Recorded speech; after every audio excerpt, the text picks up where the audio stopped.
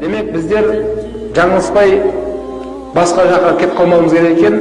Біздер өзіміздің туыстарымыздан бастау керек екен. Сіз біреуді намазға шақырғаннан бұрын өзіңіздің туыстарыңызды шақырыңыз. Туыстарымызды, әпкеміздің қызы бар, немесе ініміздің жағындағы тағы жиеніміз бар, нағашымыздың баласы бар деген секілді.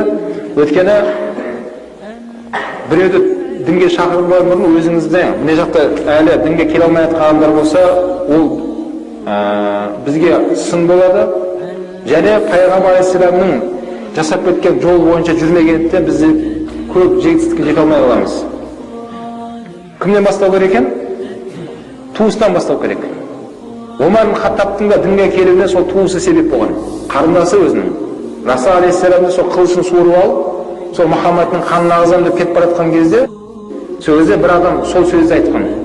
Сен біреу тураламай тұрып, өзіңді тураламайсың ба? Қарындасың да кіріп кеткен сол дінге. Деп бір сахаба әдейі осындай сөзді айтып, пайғамбардан оның бағытын бұрып жібереді. Сол ашуға булыққан Омар ибн Хаттаб пайғамбарға емес кімге кетті енді? Қарындасына кетеді. Сол қарындасына ары білесіздер қалай дінді қабылдаған. Алла қаласа орын кезде өтеміз. Демек бауырым, бұл адамға өте әлсіз жер екен. Өзің туысыңды реттей алмайсың ба? Неге маған ақыл айтып тұрсың сен? Көрдік қой әмлеріңді. Әлі маскүнем болып жатыр ғой ағаң көшеде. Сен соған айтпайсың ба деген сөз өте ауыр сөз. Сол үшін Расул алейхиссаламға аят түсті қандай? Анзир деген сөз мағынасы оларға ескерт. Оларға ескерт. Аширатакал ақрабин. Өзінің туыс тумаларына оларға ескерт деген аят түсті.